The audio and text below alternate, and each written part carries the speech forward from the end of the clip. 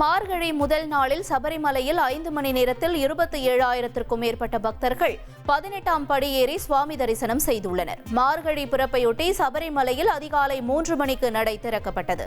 நிமிடத்திற்கு தலா 80 பேர் வீதம் படியேறி சுவாமி தரிசனம் செய்தனர். நடைப்பந்தலில் 4 மணி நேரத்திற்கு மேல் பக்தர்கள் காத்திருந்து வழிபாடு செய்தனர். கிறிஸ்துமஸ் பண்டிகையொட்டி ஜப்பான் தலைநகரான டோக்கியோ களைகட்ட தொடங்கிவிட்டது. நகரில் திரும்பும் திசையெல்லாம் வண்ண மின் விளக்குடன் கிறிஸ்துமஸ் மரங்களும் தோரணங்களும் டோக்கியோவை அலங்கரிக்கின்றன. இதனால் பொதுமக்கள் விடிய விடிய அவற்றை கண்டுகளித்து குதூகலமாக பொழுதை கழித்து வருகின்றனர்.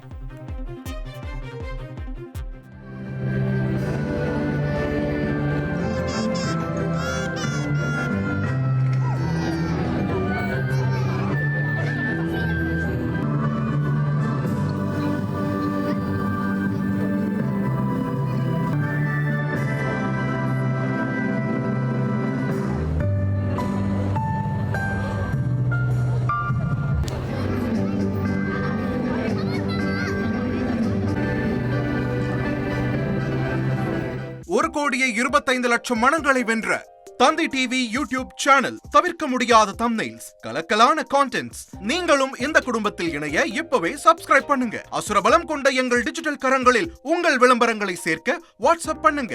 8939888378. Email advttanditv@dttv.in.